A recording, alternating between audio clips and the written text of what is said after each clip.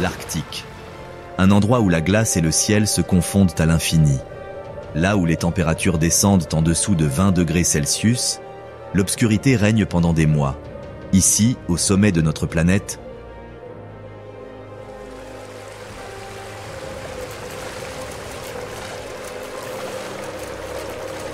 la vie perdure contre vents et marées. De vastes calottes glaciaires se fissurent et se déplacent sous le soleil de minuit. Des glaciers plus anciens que la civilisation humaine fondent lentement dans la mer qui se réchauffe. Et malgré tout cela, des créatures remarquables ont trouvé des moyens de survivre. C'est un lieu d'extrême. Des journées d'été interminables et des nuits d'hiver qui dépassent l'imagination. Un lieu où la moindre erreur peut faire la différence entre la survie et la mort. Pourtant, dans cette terre hostile, la vie trouve son chemin. Rejoignez-nous pour un voyage extraordinaire au sommet du monde. Voici Arctic Wildlife, une symphonie de glace et de survie.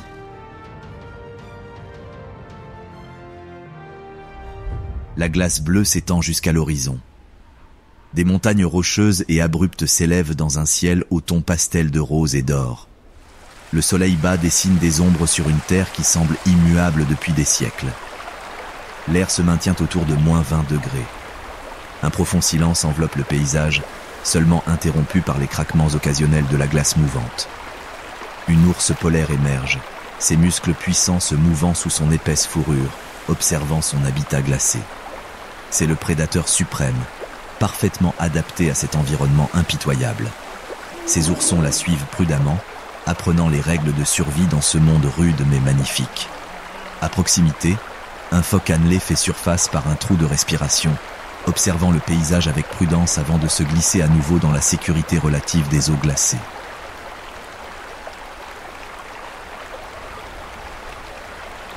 Bienvenue au Svalbard, un archipel norvégien qui s'étend entre 74 et 81 degrés de latitude nord, ce qui en fait l'une des régions habitées les plus septentrionales de la Terre. La position du Svalbard entre la mer de Norvège et l'océan Arctique crée un écosystème unique où les influences atlantiques et arctiques se rencontrent. En hiver, l'obscurité s'installe sur les terres pendant plus de 4 mois. En été, le soleil de minuit baigne les îles d'une lumière infinie, déclenchant une explosion de vie dans ce paysage apparemment aride.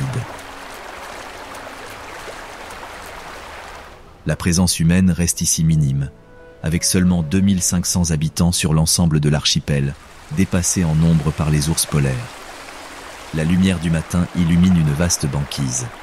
Une ours polaire se déplace avec une grâce surprenante pour ses 450 kilos, laissant d'imposantes empreintes de pattes dans la neige fraîche. Son pelage crème paraît presque doré sous le soleil arctique.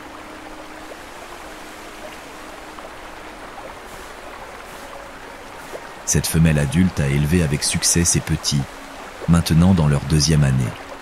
Ils suivent son exemple et apprennent les techniques de chasse qui ont permis à leur espèce de survivre pendant des millénaires. Mais les défis auxquels ils sont confrontés s'intensifient à chaque saison. La mère ours hume l'air, percevant une odeur familière. Elle guide ses oursons à travers le paysage de glace fracturé vers l'eau libre. Son nez frémit tandis qu'elle capte des signaux que les humains ne perçoivent pas. Peut-être l'odeur d'un phoque se reposant sur la glace à proximité.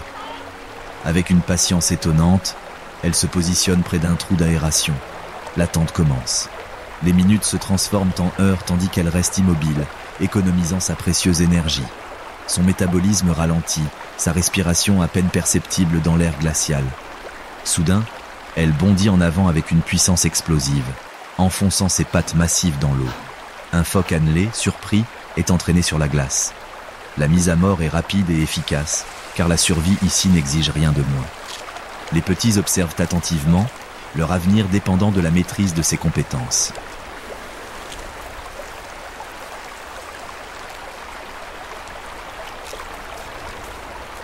L'ours marin, Ursus maritimus, est parfaitement adapté à la vie arctique.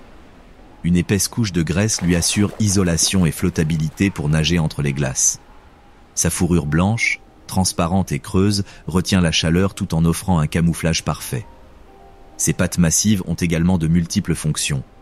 Elles servent de raquettes sur terre et de puissantes pagaies dans l'eau. Mais ces adaptations remarquables ont évolué pour un Arctique en pleine mutation. La banquise se forme plus tard chaque année et fond plus tôt, ce qui raccourcit la saison de chasse des ours. Cette mère et ses oursons doivent parcourir de plus longues distances entre leurs territoires de chasse, brûlant de précieuses calories sans garantie de succès. Pour les ours polaires, la glace n'est pas seulement un terrain de chasse, c'est leur monde à part entière. Alors que ce monde se transforme, ces magnifiques prédateurs font face à un avenir incertain, leur survie étant liée au sort de l'Arctique lui-même. Un mouvement attire le regard. Une petite silhouette blanche file sur la neige. Un renard arctique, à peine reconnaissable dans le paysage hivernal, s'arrête pour écouter attentivement. Son corps compact et sa fourrure dense créent des proportions parfaites pour conserver la chaleur dans cet environnement froid.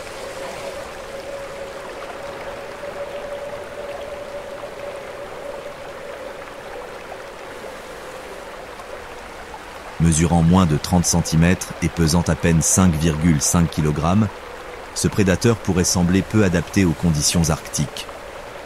Pourtant, le renard prospère là où peu d'autres mammifères osent s'aventurer, s'étendant même plus au nord que l'ours polaire.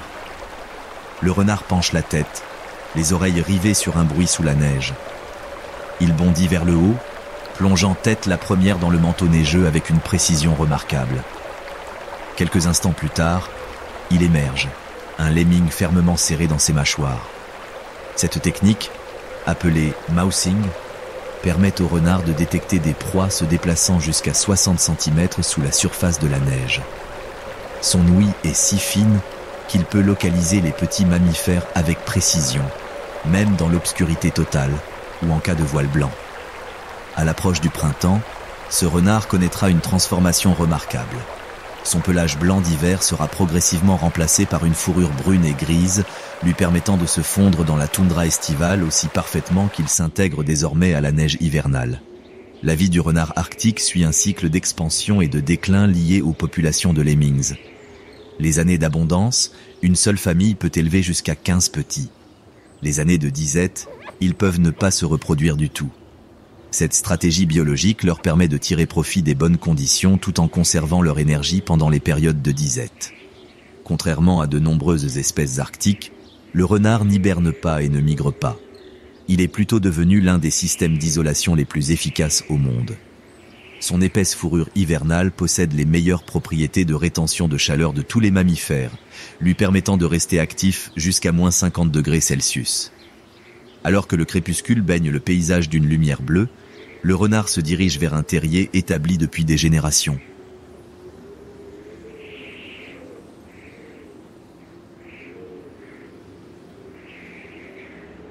Ces réseaux complexes de terriers peuvent comporter des dizaines d'entrées et être vieux de plusieurs centaines d'années, transmis de génération en génération. Ici, au Svalbard, les renards arctiques sont confrontés à moins de prédateurs que leurs congénères continentaux. Leurs principales menaces ne viennent pas d'autres animaux, mais du climat impitoyable lui-même et des sources de nourriture de plus en plus imprévisibles liées au changement de l'écosystème arctique. Le long de la côte nord du Svalbard, un étrange bruit se propage à travers la glace. La source devient apparente à mesure que nous approchons d'un site où des dizaines de corps massifs se pressent sur le rivage. Morses. Leurs formes imposantes, certaines pesant près de 2 tonnes, sont regroupées en groupes serrés. Ce contact étroit ne sert pas seulement à socialiser, mais est essentiel pour conserver la chaleur corporelle. Leur peau brune est ridée et leurs moustaches clairsemées scintillent sous la faible lumière du soleil. Un grand mâle se dresse sur ses nageoires, dévoilant d'impressionnantes défenses qui s'étendent sur près d'1 mètre de sa gueule. Ses canines allongées ont de multiples fonctions. Hisser son corps massif sur la glace, percer des trous d'aération, afficher sa domination et parfois se défendre contre les prédateurs. Malgré leur apparence redoutable, les morses sont avant tout de doux géants, se nourrissant principalement de mollusques des fonds marins. Leurs moustaches sensibles, contenant chacune plus de 700 terminaisons nerveuses, leur permettent de localiser palourdes et autres invertébrés dans les eaux sombres et troubles. Une femelle morse se glisse dans l'eau avec une grâce surprenante pour sa taille. Sous la surface, elle se transforme d'un mastodonte maladroit en une nageuse agile. Grâce à ses moustaches sensibles qui détectent d'infimes vibrations, elle localise un banc de palourdes au fond de l'eau. Grâce à sa puissance d'aspiration spécialisée, elle extrait les corps mous de leurs coquilles sans ingérer les coquilles dures elles-mêmes. Une adaptation alimentaire remarquable qui lui permet de traiter efficacement des centaines de petites proies. Ces créatures sociales entretiennent des liens forts au sein de leur groupe. Les mères allaitent leurs petits jusqu'à 2 ans. Un investissement exceptionnel qui aide les jeunes morses à développer l'épaisse couche de graisse dont ils auront besoin pour survivre en Arctique. Mais ces soins ont un coût. Les morses femelles ne peuvent élever leurs petits que tous les 2 ou 3 ans, ce qui ralentit le rétablissement de leur population. De plus, elles sont désormais confrontées à de nouveaux défis, car les sites de repos traditionnels disparaissent avec la fonte des glaces. Les morses ont peu de prédateurs naturels, leur taille à elle seule les protégeant de la plupart des menaces, à l'exception des ours polaires et des orques. Leur plus grande vulnérabilité provient désormais des modifications de leur habitat. Lorsque la banquise recule au-delà de leur zone d'alimentation, ils doivent nager plus loin, épuisant ainsi les réserves d'énergie nécessaires à leur reproduction et à leur survie. À l'approche du soir, des centaines de morses se reposent ensemble sur le rivage, leur silhouette massive se découpant sur le ciel crépusculaire. Leur présence ici témoigne d'un lien ancestral avec ces eaux. La faune du Svalbard vit dans un équilibre fragile, confrontée à des conditions parmi les plus extrêmes de la planète. Alors que nous quittons cet archipel remarquable, les ours polaires poursuivent leur chasse patiemment. Les renards arctiques sillonnent la toundra et les morses restent le long des côtes comme ils le font depuis des millénaires, chacun jouant son rôle dans le cycle de la vie arctique. Un vaste désert blanc s'étend à perte de vue. Des montagnes aux parois verticales de roches nues s'élèvent telles des sentinelles dans la glace. C'est une terre d'extrême où les températures hivernales peuvent descendre sous -50 degrés Celsius et où des vents violents sillonnent le paysage. La lumière joue sur les surfaces polies par la glace, créant des mirages et des paysages fantomatiques. D'immenses glaciers s'écoulent lentement vers la mer. C'est un lieu où le silence est présent physiquement, où la vie, poussée à ses limites, persiste obstinément.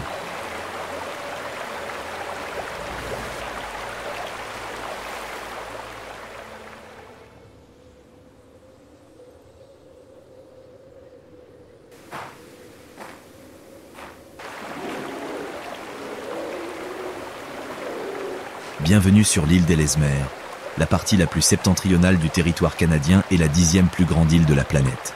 À moins de 800 km du pôle Nord, se trouve l'une des dernières régions sauvages véritablement majestueuses de la planète. L'île d'Ellesmere s'étend sur près de 132 000 km² de montagnes, de fjords et de calottes glaciaires. Son extrémité nord offre des paysages si reculés et préservés qu'ils restent largement inexplorés par la science.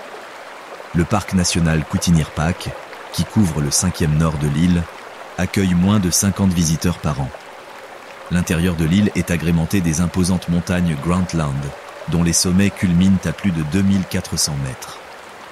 Entre ces chaînes se trouvent de surprenantes oasis polaires, véritables vallées abritées où une végétation relativement luxuriante abrite une faune abondante dans un paysage par ailleurs rude. La présence humaine ici reste minime, limitée à une poignée de chercheurs, de personnel du parc et de résidents de la petite communauté de Grisfjord, qui abrite seulement 130 personnes et constitue l'établissement civil le plus au nord du Canada. La lumière de l'aube illumine un petit troupeau de bœufs musqués se déplaçant dans la neige épaisse. Avec leur hauteur au garrot atteignant près d'1,50 m et leur mâle pesant jusqu'à 400 kg, ces imposants herbivores imposent le respect. Le troupeau se déplace avec une efficacité éprouvée, les adultes ouvrant la voie tandis que les plus jeunes suivent leur chemin, économisant ainsi une précieuse énergie. Leurs sabots, adaptés pour creuser la neige et atteindre la végétation en contrebas, raclent le sol recouvert de glace. Un mâle adulte monte la garde tandis que les autres se nourrissent, ses cornes massives s'étendant vers l'extérieur et vers le bas en courbes impressionnantes. Ces cornes ne sont pas seulement destinées à la parade, elles constituent la principale stratégie de défense du bœuf musqué. Lorsqu'il est menacé, le troupeau ne fuit pas comme la plupart des ongulés. Il forme plutôt un cercle défensif, les adultes regardant vers l'extérieur, la tête baissée, créant un imposant mur de cornes, tandis que les petits s'abritent au centre. Cette formation a effrayé les prédateurs avec succès pendant des millénaires, mais elle s'est révélée tragiquement inefficace contre les chasseurs armés de fusils au début du XXe siècle. L'adaptation la plus remarquable du bœuf musqué n'est pas visible au premier coup d'œil. Sous ces longs poils de garde extérieurs qui peuvent atteindre presque le sol, se cache le kiviut, la laine naturelle la plus fine au monde. 8 fois plus chaude que la laine de mouton et plus fine que le cachemire, cette isolation incroyable permet au bœuf musqué de résister à des températures hivernales qui tueraient la plupart des autres mammifères. Mais il ne migre pas et n'hiberne pas. Au lieu de cela, les bœufs musqués restent sur place toute l'année, leur métabolisme ralentissant pendant les mois d'hiver, entrant dans un état de semi-dormance, conservant leur énergie jusqu'au retour du printemps. Ces vestiges vivants parcouraient autrefois l'hémisphère nord aux côtés des mammouths laineux et des tigres à dents de sabre. Si ces espèces ont disparu à la fin de la dernière période glaciaire, les bœufs musqués ont persisté, malgré une aire de répartition considérablement réduite.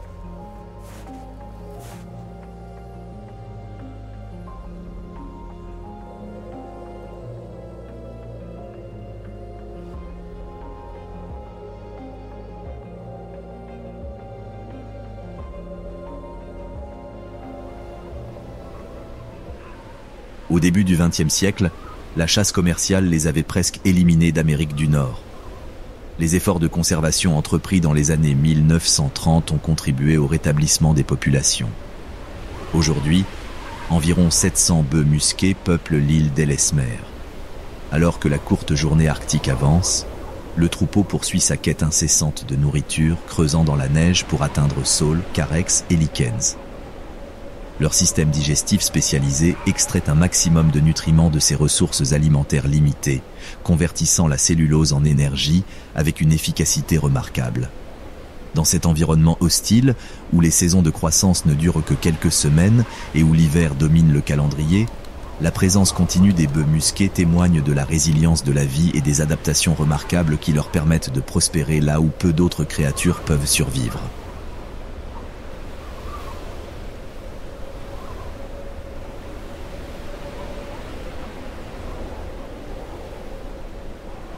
De la vapeur s'élève du sol volcanique noir.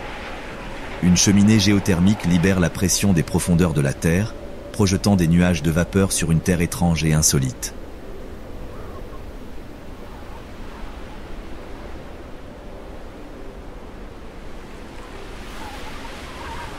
D'immenses glaciers coiffent d'anciens volcans, leurs glaces sculptant lentement le terrain en contrebas. Des rivières d'eau de fonte creusent des sillons à travers des coulées de lave solidifiées. Des cascades grondent sur des falaises de basalte, leurs embruns créant des arcs-en-ciel perpétuels sous le soleil arctique. Un geyser gigantesque jaillit, projetant une eau brûlante à 15 mètres de haut dans l'air glacial. Le contraste entre chaleur et froid extrême crée un spectacle de vapeur qui transforme momentanément le paysage en un lieu presque étranger. C'est un lieu de contradiction. Un lieu où le feu et la glace se disputent la domination depuis des temps immémoriaux. Peu d'endroits sur Terre présentent des extrêmes naturels de manière aussi spectaculaire. Peu d'écosystèmes font preuve d'une telle résilience face à des conditions apparemment impossibles. Bienvenue en Islande, terre de feu et de glace. Cette nation insulaire unique se situe sur la dorsale médio-atlantique, à la jonction des plaques tectoniques nord-américaines et eurasiennes. Elle se situe entre le froid arctique et les régions tempérées plus douces. La position de l'Islande, juste au sud du cercle polaire arctique, crée un environnement unique où des courants océaniques relativement doux tempèrent un climat autrement beaucoup plus rude. Cette situation géographique privilégiée permet une biodiversité plus importante que dans la plupart des régions arctiques, créant des habitats où les espèces arctiques et les espèces plus tempérées peuvent prospérer. L'origine volcanique de l'île est évidente partout, des plages de sable noir aux champs de lave, en passant par les 30 systèmes volcaniques actifs qui continuent de façonner le paysage. Plus de 10% de la surface de l'Islande est recouverte de glaciers, dont le Vatnajökull.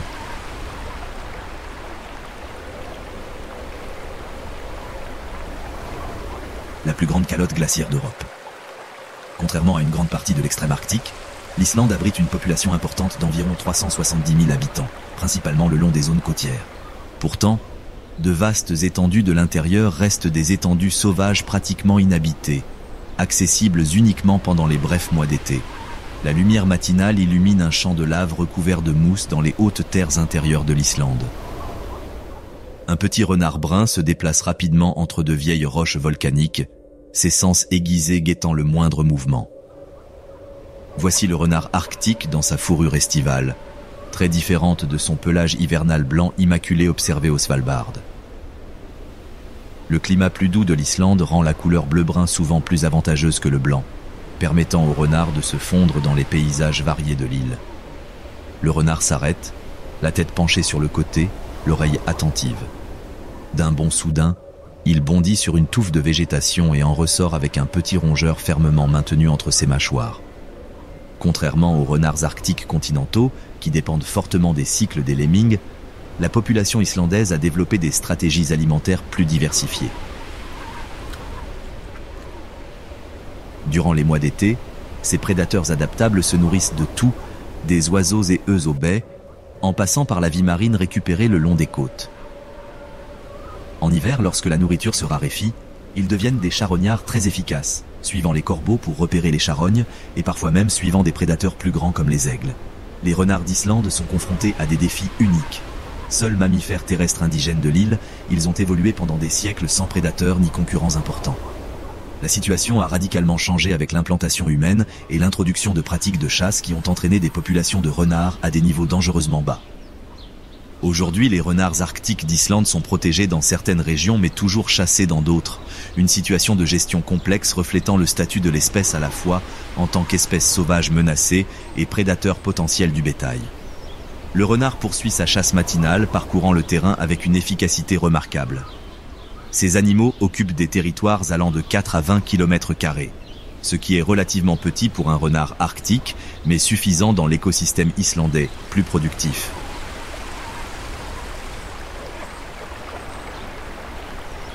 Leurs tanières, souvent établies dans des formations de lave ou des crevasses rocheuses, peuvent être utilisées pendant des générations. Contrairement à leurs homologues du continent, les renards d'Islande conservent parfois la même tanière toute l'année plutôt que de se déplacer selon les saisons. À l'approche de midi, le renardeau retourne à sa tanière où l'attendent 4 petits. Nés 8 semaines plus tôt, ils accompagnent déjà les adultes lors de courtes parties de chasse, acquérant des compétences qui seront bientôt essentielles à leur survie. Dans quelques mois seulement, ils devront établir leur propre territoire et survivre à leur premier hiver, ce qui représente une perspective difficile dans un paysage qui se transformera radicalement avec le changement saisonnier à venir.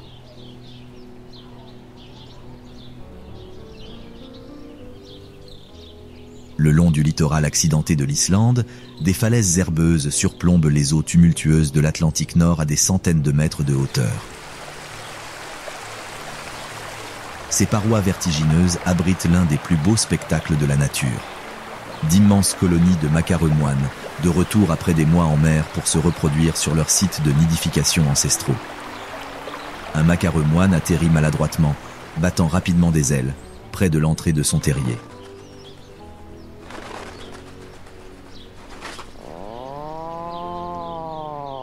Avec son bec rouge-orange caractéristique, son plumage noir et blanc et sa démarche comique et dandinante, ce petit oiseau marin semble presque caricatural, d'où son surnom de clown des mers. Malgré leur apparence quelque peu pataude sur terre, les macareux sont remarquablement adaptés à leur mode de vie marin. Utilisant leurs ailes comme des nageoires, ils volent sous l'eau jusqu'à 60 mètres de profondeur, poursuivant les petits poissons avec une agilité remarquable. Leur bec spécialisé leur permet de transporter plusieurs poissons simultanément, parfois 20 ou plus en une seule sortie de pêche. Ce mâle revient avec un bec rempli de petits poissons argentés, de lançons et de capelans destinés à sa partenaire et à son unique poussin, qui l'attendent dans un terrier creusé à plusieurs mètres de profondeur dans la falaise. Ce nid souterrain offre une protection contre les goélands et les labes prédateurs qui patrouillent constamment la colonie. Chaque été, l'Islande accueille 60% de la population mondiale de macareux moines, soit plus de 5 millions d'oiseaux qui transforment les caps côtiers en villes animées. Les couples retournent au même terrier année après année, renouant leurs liens par des parades de lissage et de tapotement du bec. La stratégie de nidification des macareux représente un investissement important. Chaque couple ne produit qu'un seul œuf par an et les 2 parents se partagent l'incubation pendant 6 semaines. Une fois éclos, le poussin a besoin de 6 semaines supplémentaires avant de prendre son envol. À l'approche du soir, des milliers de macareux reviennent des zones d'alimentation au large, créant des embouteillages aériens alors qu'ils tournent en rond avant d'atterrir. Chacun transporte une profusion de poissons argentés soigneusement disposés transversalement dans son bec spécialisé, une adaptation remarquable qui permet un apport maximal de nourriture avec un minimum d'effort. Ce système d'alimentation s'avère crucial pour la réussite des macareux. Contrairement à de nombreux oiseaux marins qui régurgitent de la nourriture partiellement digérée pour leurs petits, les macareux leur fournissent du poisson frais entier, une source de nourriture de meilleure qualité qui favorise le développement rapide des poussins pendant le court été arctique. Les colonies de macareux d'Islande sont confrontées à des défis croissants. Le changement climatique a modifié les courants océaniques et la température de l'eau, affectant la répartition des lançons et d'autres espèces proies. Dans certaines colonies, le succès de reproduction a considérablement diminué, les parents peinant à trouver suffisamment de nourriture à proximité de leur nid. La chasse traditionnelle aux macareux a été réduite ces dernières années en raison des préoccupations démographiques. Les efforts de conservation se concentrent désormais sur la protection des habitats de reproduction essentiels et la compréhension des changements océaniques affectant la disponibilité de la nourriture. À la tombée de la nuit, l'activité des macareux diminue progressivement. Les adultes s'installent dans leurs terriers aux côtés de leurs partenaires et de leurs oisillons en pleine croissance. Dans quelques semaines seulement, ces jeunes macareux prendront leur envol, quittant leur nid perché à flanc de falaise à la faveur de l'obscurité afin de minimiser les risques de prédation. Leurs premiers vols les mèneront directement en mer, où ils passeront les 2 à 3 prochaines années avant de revenir sur Terre.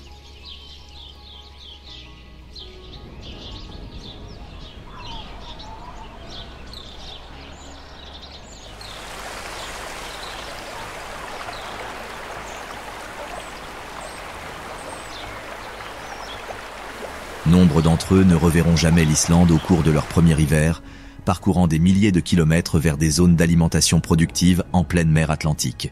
Des nageoires sombres fendent les eaux grises au large de la côte ouest de l'Islande. Un groupe d'orques nage en parfaite synchronisation, leurs marques noires et blanches étant faciles à repérer même de loin. Leurs mouvements ne sont pas aléatoires, ils suivent un plan de chasse transmis de génération en génération. Le groupe comprend 8 individus. Il s'agit d'un groupe familial multigénérationnel dirigé par une matriarche expérimentée, estimée à près de 50 ans. Ses connaissances accumulées sur les aires d'alimentation, les voies de migration et les techniques de chasse représentent un héritage culturel aussi précieux que n'importe quel trait génétique. Les orques ne sont pas de véritables spécialistes de l'Arctique. On les trouve dans tous les océans du monde, d'un pôle à l'autre. Mais les eaux islandaises offrent une abondance particulière qui attire des populations saisonnières constantes, notamment dans les zones de mélange productives où les courants froids de l'Arctique rencontrent les courants plus chauds de l'Atlantique.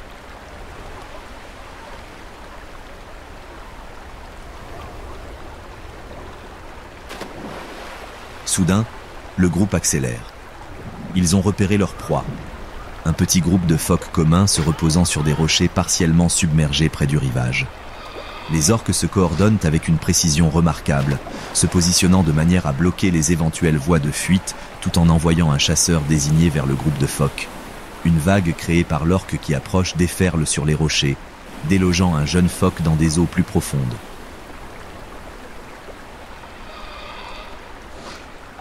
L'issue est rapide et inévitable. Le phoque est capturé par de puissantes mâchoires et rapidement abattu. Ce qui, aux yeux humains, ressemble à une efficacité brutale, représente des millions d'années de perfectionnement évolutif. Les orques sont des prédateurs au sommet de leur chaîne alimentaire sans autre ennemi naturel que l'homme. Leur position leur permet de façonner des écosystèmes marins entiers grâce à ce que les écologistes appellent des cascades trophiques, des effets qui se répercutent à plusieurs niveaux du réseau trophique. Leur capacité de chasse s'accompagne de capacités cognitives extraordinaires. Les orques possèdent le deuxième plus grand rapport masse cérébrale, masse corporelle de tous les mammifères marins. Elles font preuve de capacité de résolution de problèmes, d'utilisation d'outils, de chasse coopérative et de dialectes vocaux distincts qui varient selon les groupes, des éléments que de nombreux scientifiques considèrent comme une forme de culture. Les orques d'Islande affichent des spécialisations de chasse uniques. Certains groupes se concentrent presque exclusivement sur le harengue, utilisant une technique appelée alimentation en carrousel. Ils rassemblent les poissons en groupes serrés, puis les étourdissent à coups de queue avant de consommer les proies désorientées. D'autres, comme le groupe que nous observons, se spécialisent dans les mammifères marins. Ces stratégies alimentaires distinctes influencent tout, de la structure sociale au schéma migratoire. Il est remarquable que différents groupes spécialisés puissent occuper les mêmes eaux sans concurrence directe pour les ressources, chacun se concentrant sur sa proie préférée. Les chasseurs les plus vigoureux partagent leur prise de phoques avec tout le groupe, les déchirant en morceaux faciles à gérer, puis les distribuant aux membres de la famille. Ce partage renforce les liens sociaux essentiels à leur mode de vie coopératif. Sous l'eau, les orques communiquent grâce à un système complexe de clics, de sifflements et de cris pulsés. Chaque groupe possède son propre ensemble de sons, tel un langage unique, transmis de génération en génération. Les jeunes veaux apprennent ces appels spécifiques au cours de leurs premières années de vie, créant ainsi une identité partagée qui aide à maintenir la cohésion du groupe. À l'approche du soir, le groupe continue de se déplacer le long de la côte. Un jeune baleineau nage dans le sillage de sa mère, une position qui lui permet de conserver son énergie tout en maintenant le rythme de déplacement du groupe. Les orques parcourent jusqu'à 160 km par jour, leur déplacement étant influencé par la disponibilité des proies, les conditions océaniques et les traditions culturelles transmises de génération en génération. Contrairement à de nombreuses espèces de baleines qui entreprennent des migrations annuelles prévisibles, les orques établissent souvent des territoires au schéma de déplacement plus complexe. La position de l'Islande, à la frontière entre les influences arctiques et atlantiques, crée des conditions idéales pour ces prédateurs marins.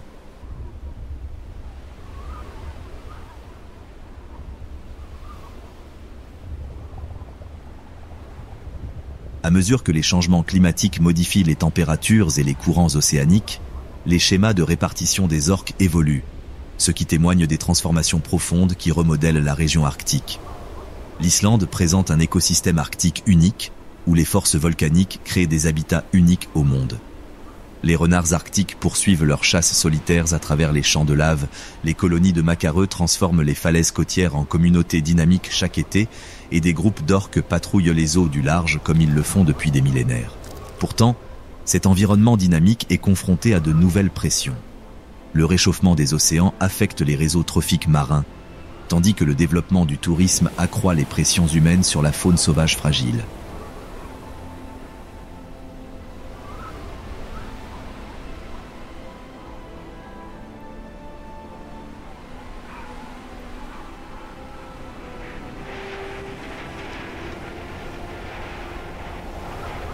Le défi de l'Islande, comme d'une grande partie de l'Arctique, consiste à concilier les besoins humains et la préservation des remarquables adaptations qui rendent cet écosystème unique.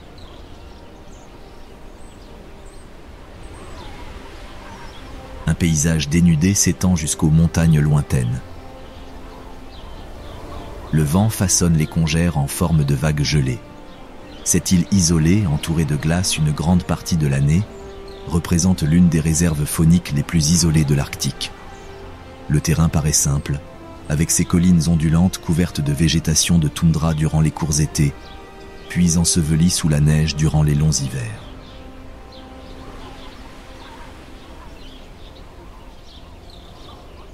Pourtant, cette apparente simplicité cache une importance biologique extraordinaire. Des plantes et des animaux disparus du continent il y a des milliers d'années ont trouvé ici leur refuge définitif. Le mouvement interrompt le vaste silence tandis qu'un petit troupeau de créatures blanches et trapues traverse une crête. Il s'agit de rennes de l'île Wrangel, une population distincte restée isolée pendant des milliers d'années. Contrairement à leurs cousins du continent, ils n'ont jamais été domestiqués ni élevés par l'homme. Dans une vallée peu profonde en contrebas, une famille de renards arctiques joue près de l'entrée de leur tanière, apparemment inconsciente des dures réalités de leur environnement. Leur présence témoigne d'un réseau alimentaire résilient qui perdure ici depuis le Pléistocène. Cette île est un véritable musée vivant de la vie arctique. Ici, les interactions entre les espèces établies lors de la dernière période glaciaire se poursuivent avec une intervention humaine minimale.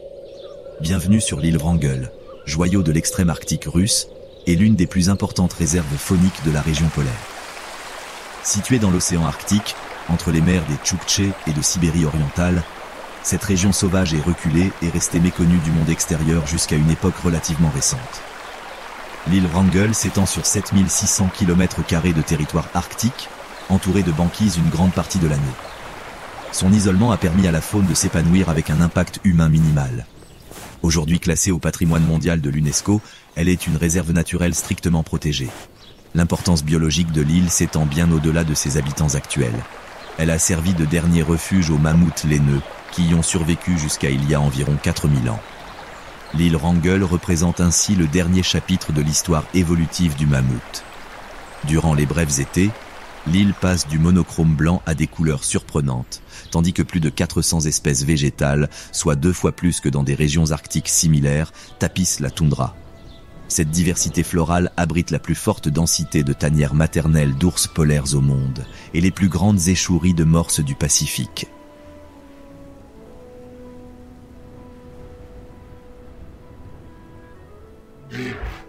La lumière de l'aube baigne les collines enneigées de rose et d'or.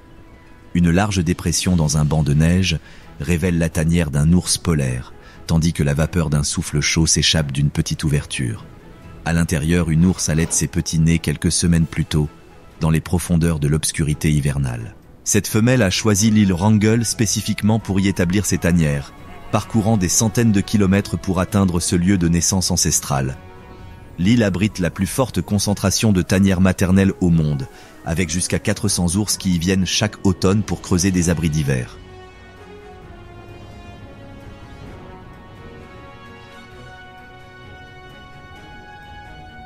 Les oursons, qui pèsent aujourd'hui environ 11 kilos chacun, sont nés aveugles et ne pesaient qu'une livre. Leur croissance remarquable est entièrement due au lait maternel riche, contenant plus de 30% de matière grasse, l'un des laits les plus riches produits par un mammifère. Bien qu'elle ne mange pas pendant des mois, la mère transforme ses propres réserves de graisse en nourriture pour ses petits en pleine croissance. À l'intérieur de la tanière, les températures restent légèrement au-dessus de zéro, malgré des conditions extérieures pouvant descendre jusqu'à moins 40 degrés. Ce microclimat délicat, créé par les propriétés isolantes de la neige et la chaleur corporelle des ours, offre une protection essentielle aux nouveau-nés vulnérables pendant leur développement précoce, crucial. Après des mois confinés dans la tanière, la famille va bientôt émerger sous le soleil printanier.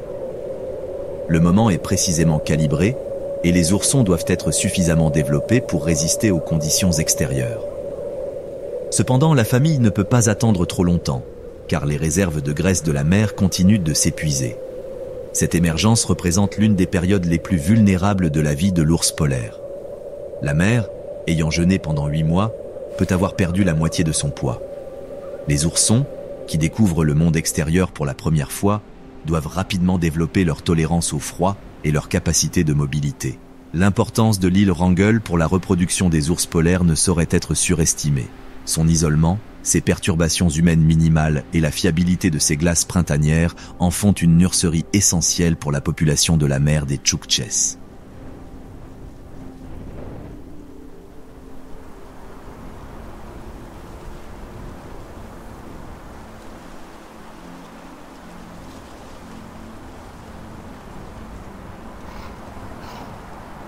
Les ours nés ici se dispersent sur des milliers de kilomètres carrés de l'océan Arctique, mais les femelles retournent souvent sur leur île natale lorsqu'elles sont prêtes à donner naissance à leurs propres oursons.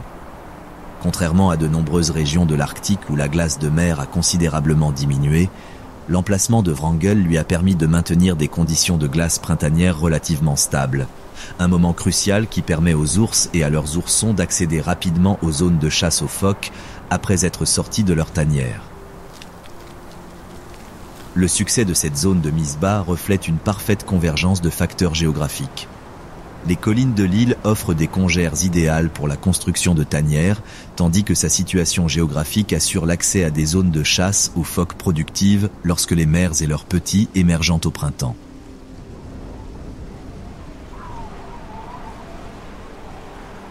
Pour les oursons, ces premiers mois représentent une période d'apprentissage intensive. Ils suivront leur mère constamment, apprenant les techniques de chasse, la navigation sur la glace, la nage et d'autres connaissances essentielles. Cet apprentissage durera 2, voire 3 ans. Pourtant, même ce bastion est confronté à de nouvelles pressions. Les modèles climatiques suggèrent que l'état des glaces de Wrangell finira par succomber au réchauffement climatique, ce qui pourrait perturber le timing idéal entre l'émergence des tanières et la disponibilité des phoques, qui a permis la survie de générations d'ours.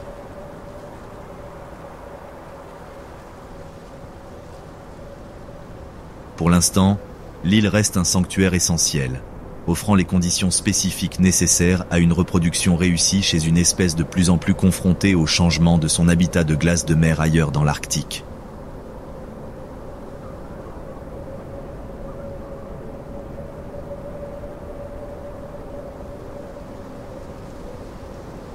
Une silhouette blanche se perche au sommet d'un affleurement rocheux, presque invisible sur la neige, à l'exception de ses yeux jaunes perçants qui scrutent le paysage avec une précision extraordinaire.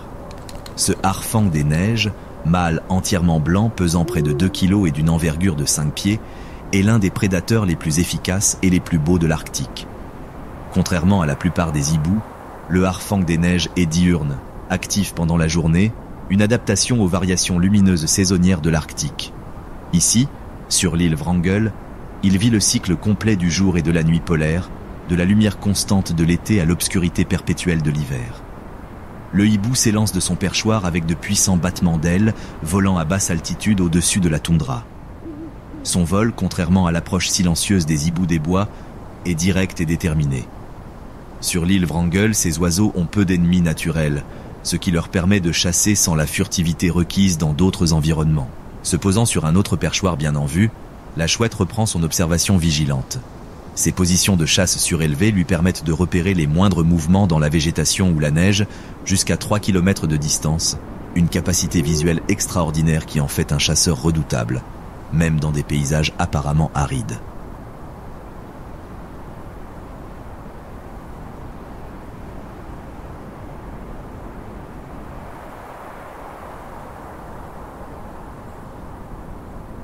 Le mouvement attire l'attention du hibou, qui voit un petit rongeur se déplacer entre des parcelles de végétation exposées. Le hibou s'élance à nouveau, cette fois avec une intention meurtrière. L'attaque est précise et rapide, ses serres puissantes saisissant le lemming avant qu'il ne puisse se mettre en sécurité.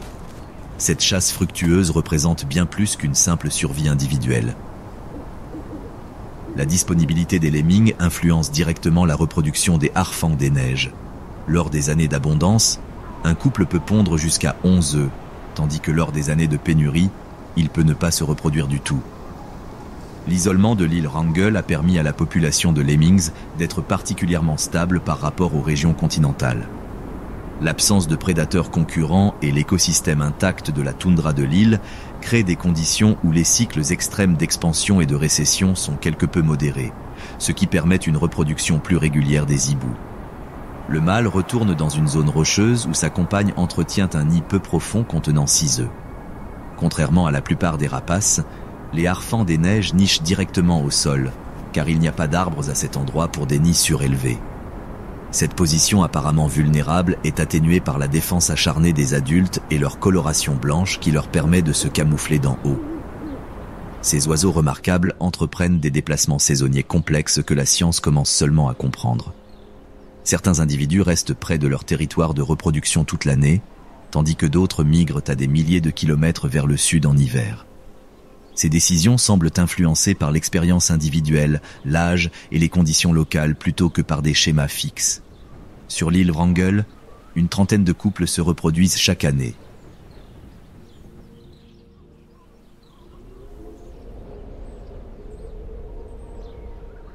Un groupe de silhouettes sombres se déplace lentement dans une vallée enneigée. Leurs silhouettes caractéristiques évoquent une époque révolue. Ce sont des bœufs musqués, vestiges vivants du Pléistocène, perpétuant des schémas anciens sur cette île isolée. La population de bœuf musqué de l'île Wrangel représente une réussite en matière de conservation, avec une particularité unique. L'espèce était absente de l'île pendant des milliers d'années, jusqu'à sa réintroduction en 1975. Pourtant, des fossiles montrent qu'elle y était indigène au Pléistocène, ce qui fait de cette espèce une restauration plutôt qu'une introduction. Un mâle adulte, pesant près de 360 kg, monte la garde tandis que les autres broutent. Ses cornes massives, déployées vers l'extérieur avant de se courber vers le bas et l'avant, constituent une arme redoutable pour protéger le troupeau des rares prédateurs de l'île. Sous ses longs poils de garde pend un sous-poil de kiviut, cette laine remarquablement isolante qui lui permet de survivre dans des conditions de froid extrême. Le troupeau se déplace avec calme et prudence, préservant ainsi sa précieuse énergie. À l'aide de leurs sabots et de leurs museaux, ils écartent la neige pour atteindre la végétation préservée. Leur système digestif spécialisé extrait un maximum de nutriments de ce maigre régime hivernal, convertissant la cellulose en énergie grâce à un estomac complexe à 4 compartiments. Une perturbation à l'horizon, la silhouette lointaine d'un loup qui approche. Les bœufs musqués réagissent immédiatement avec leur formation défensive caractéristique.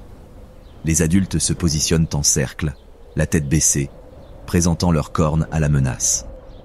Les veaux et les jeunes animaux s'abritent dans cette forteresse vivante. Cette stratégie défensive, si différente de la réaction de fuite de la plupart des ongulés, a été spécifiquement développée pour les terrains ouverts de l'Arctique, où fuir les prédateurs représente un gaspillage d'énergie et offre peu de chances de s'échapper. Au lieu de cela, les bœufs musqués campent sur leur position, offrant une défense unifiée que peu de prédateurs peuvent pénétrer.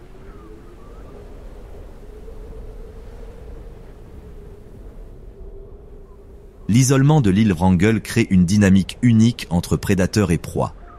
Avec une population de loups relativement faible et l'absence de chasse humaine, les bœufs musqués sont moins menacés que les populations du continent.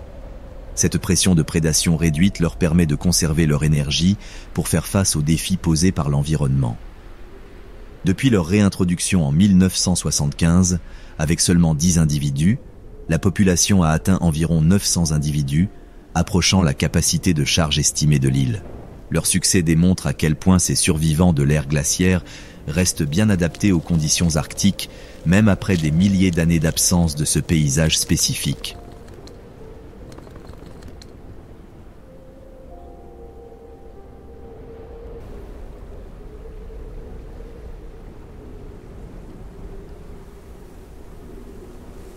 La mer de Barents révèle la richesse cachée sous la surface de l'Arctique.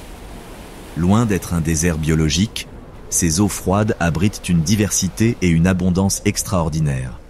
Les baleines boréales poursuivent leur vie séculaire sous les vagues, les requins du Groenland évoluent dans des profondeurs obscures comme ils le faisaient avant l'industrialisation, et les bancs de belugas perpétuent des traditions sociales développées au fil de l'évolution. Ces eaux subissent des pressions croissantes dues au changement climatique, à l'expansion du transport maritime et à l'extraction des ressources.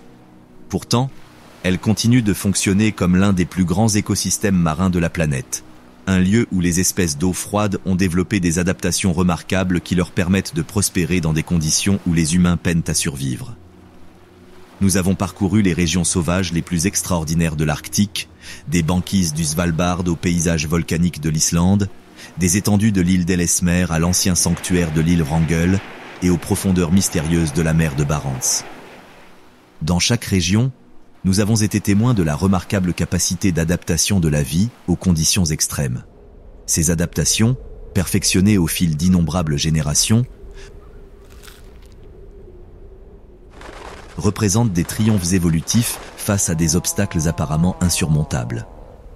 Les habitants de l'Arctique ne se contentent pas de survivre dans cet environnement difficile.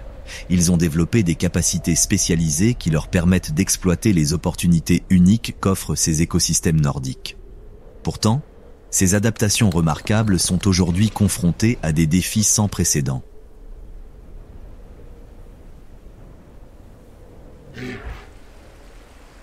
l'Arctique se réchauffe à un rythme plus de 2 fois supérieur à la moyenne mondiale, modifiant fondamentalement les conditions que ces espèces ont appris à maîtriser.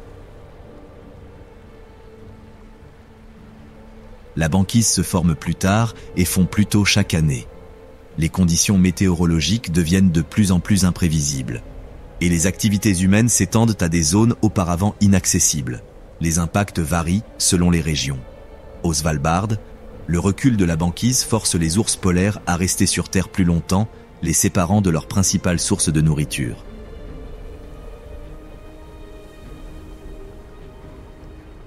Sur l'île d'Ellesmere, l'évolution des conditions d'enneigement affecte tout, du succès de la chasse au loup arctique au cycle de population de lemmings. Les colonies de macareux d'Islande souffrent du réchauffement des océans qui modifie la répartition des proies.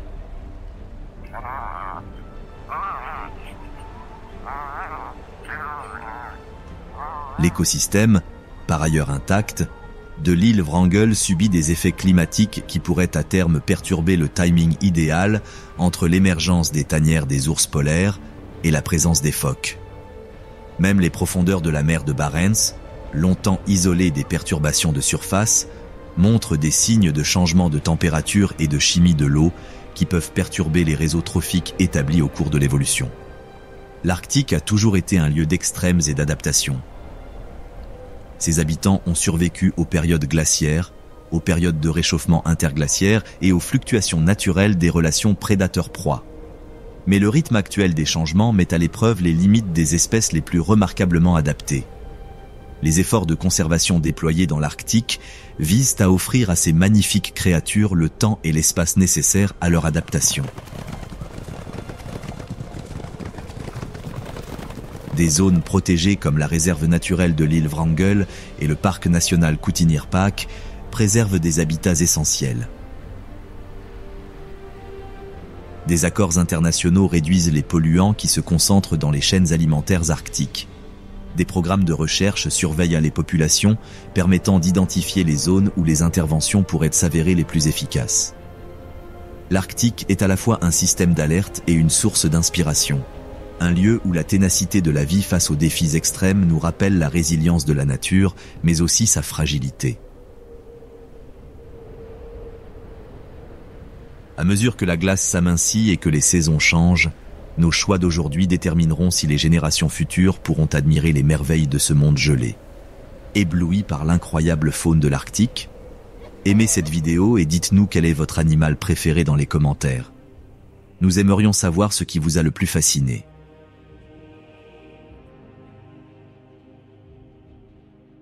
Vous pensez que ces magnifiques créatures et leur habitat gelé méritent d'être protégés?